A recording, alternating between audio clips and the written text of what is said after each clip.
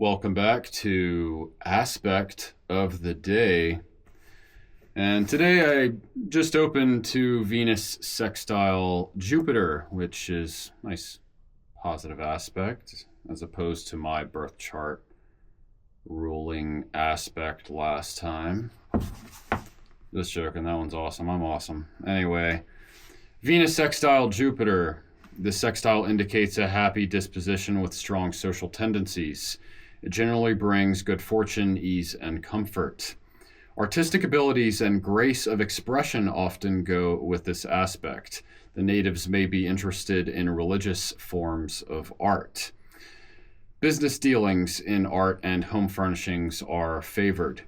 Success can come through good taste and an understanding of what items are attractive to others. As is the case with any positive aspect between Venus and Jupiter, or Venus being in a Jupiter house or Jupiter being in a Venus house, that usually materializes as benefiting financially from things of taste, aesthetic things. All right. The natives may gain emotionally, socially, and financially through marriage and partnerships. Kind of redundant. Gain emotionally through partnerships and marriage? I would hope so, right? Their liking of people and knowing how to get along with them usually results in popularity and many friends. Although they frequently are kind and generous, the sextile does not necessarily confer profound understanding. That's right. But may do so when coupled with favorable Saturn and Neptune aspects. That's right. Saturn is more about depth of the roots of understanding things. So Venus without Saturn, I often say, when Venus is left to its own devices, may not know how to structure their interests, how they convey their interests. How they give and receive love, to what extent they indulge in Venusian things, whether it's physical substance or people or aesthetic experiences. All right, so benefics need malefics in order to be grounded and to not spin out of control and become hedonistic. Right.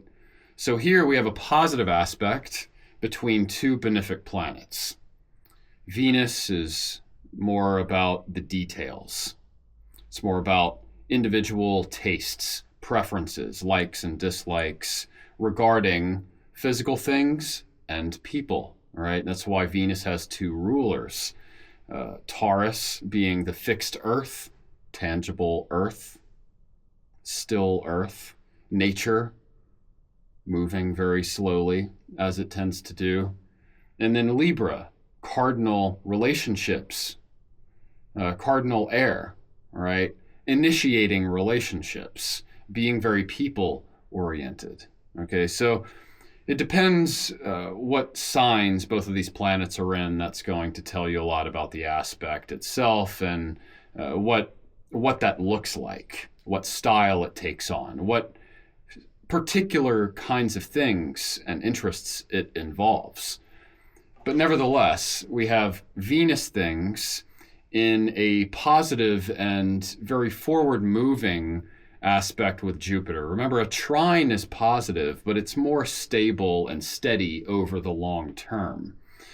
With a sextile, it's more action-oriented, it's more energetic, and that energy may come in quick bursts, right? So if this sextile is particularly strong in someone's chart, they're very enthusiastic about the subject matter of their work, and it does take an aesthetic form or a people-oriented form. It could even be, organizing events, right? Could be a wedding planner or something like that, or a decorator. Mentioned religious forms of art here. The art is more of the Venus side, and the religious is more of the Jupiter side. Now, I'm glad that they talked about the materialistic leaning to this aspect. It does tend to be more Venus oriented than Jupiter oriented. What ends up happening is that, especially if the person is particularly Venusian or benefic in general, they'll take all the positive rewards that they gain from using this aspect, and sometimes they'll neglect the Jupiter side of it. They'll be more Venus oriented and indulge in, oh, I'm making money doing this, I better keep doing this, right? But Jupiter is always there, providing some bigger picture philosophical lesson and potential for understanding. And this aspect may incline one more toward the Venus side than the Jupiter side, right? Taking the stuff and the rewards without integrating the Jupiterian lessons. So that's the mistake that people can make with this. Being they're in the right place at the right time with people and jobs and money and love generally. But there's more underlying that's going to sustain you and keep you grounded. And that's where Saturn has to come in, right? So someone with a strong Venus sextile Jupiter needs to check their Saturn if things are all of a sudden going wrong for them, because they're so used to being rewarded through their aesthetic taste and how they communicate that.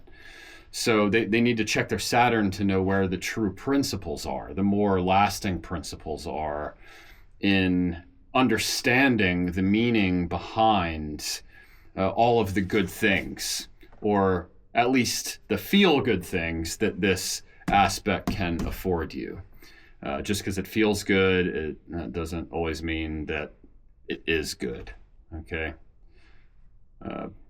Glad to have Saturn to ruin the party, right? But to keep life going so that more parties in the future can occur. All right. I hope you enjoyed this episode of Aspect of the Day. Again, the Astrologer's Handbook is the initial source of inspiration for this, and a great tool that I always recommend. You guys have a good day. Cheers.